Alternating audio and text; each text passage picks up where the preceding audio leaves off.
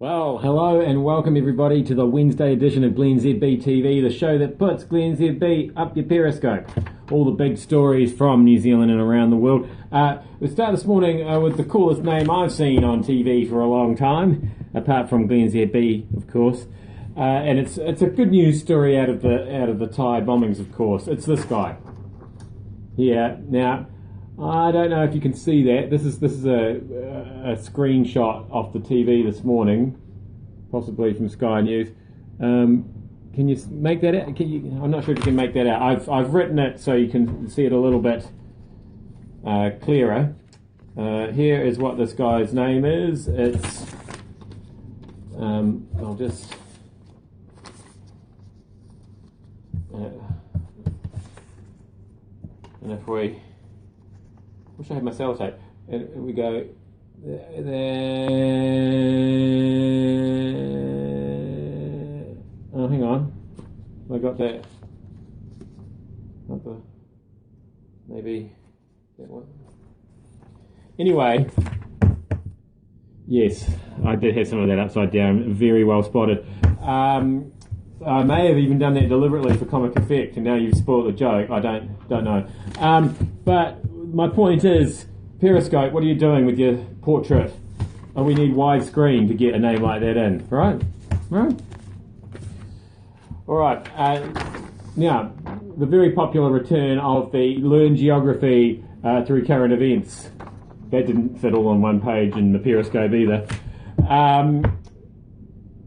Now, the immigration crisis, or the migration crisis, the refugee crisis in Europe, you've got Syrians rushing into Turkey and then rushing away from Turkey, getting onto boats, ending up in Greece, ending up in places like Kos, places like Agvenisi, places like Samos, Lesbos, Chios. What?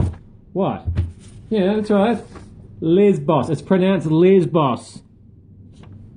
There's no need to make a big thing about an island called Lesbos. Alright? But here's what I wanted to tell you. There's a lot of refugees hanging out on Lesbos at the moment. It's the largest Greek island after Crete, did you know? Somebody's just missed me on the feed saying zzz. Are they saying that I spelled Lesbos wrong? Or are they falling asleep? I don't know. I'm interested to hear about Lesbos anyway. Apparently, it's very famous throughout the ages for its pottery. It sort of does these sort of black pots. Oh, sorry, they just clarified. They are falling asleep. That's all right. I'll try and lower my voice so I don't wake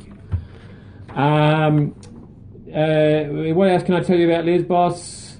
Oh, in 809. The year 809, the Empress Irene was exiled there. I didn't even know there was an Empress Irene. See, you're learning stuff all the time through current events. And its fertile plains and valleys produce grapes, cereals, and the principal product and export, you guessed it, olives. Yum. They also produce hide, soap, and tobacco. And sardine fishery is very important. So, somebody's asking if it was Irene the First. Yeah, all right. Maybe. How many Irenes were there? Gonna have to research that and come back to you tomorrow, which you know means I won't. Now, Feijoas. How many kinds of Feijoas are there? Because there's a very confusing story this morning, running in our news bulletins and on the Mike Hosking breakfast, that says there is a loyalty card. I like the second one best. I'm getting another comment saying I like the second one best. The second Irene? Yes, or the second story. Anyway, back to Feijoas. Do you know what a Feijoa is? People from all over the world? Anyway, there's a Feijoa card, and it's a loyalty card that helps Kiwis pay off their student loans. This is perhaps the first useful loyalty card that anybody's ever had. And I was a bit confused by it. That's it there. That's the Feijoa card there. As opposed to a Feijoa. That's a Feijoa there.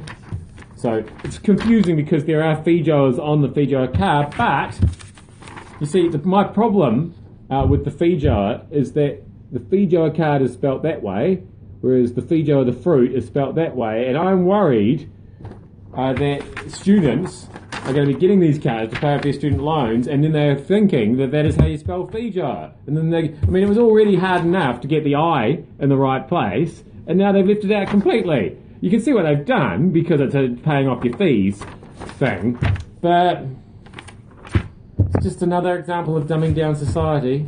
Very much like this television show, to be honest. We're going to finish up here with the startling news that cricket is more complicated than I thought it was. Shocking sporting espionage story. Somebody in the Proteas cricket support staff has been delivering scouting reports to the wrong rooms. Because what appears to be a legitimate South African team analysis on the Black Caps batsman, it's been put under the hotel room door of another guest, rather than Dale Steyn, who's a South African cricketer. And then they just posted it online, which is what you do with anything these days, isn't it? You go, what's this? I don't even know what cricket is, but I'm putting it up online on my Instagram or something. It outlines apparently which areas to bowl and what Steyn should do against the Black Caps and the death overs. It talks about the use of bouncers. It says that Kane Williamson doesn't pull well. Is that cricket strategy, or is that just a bit of gossip?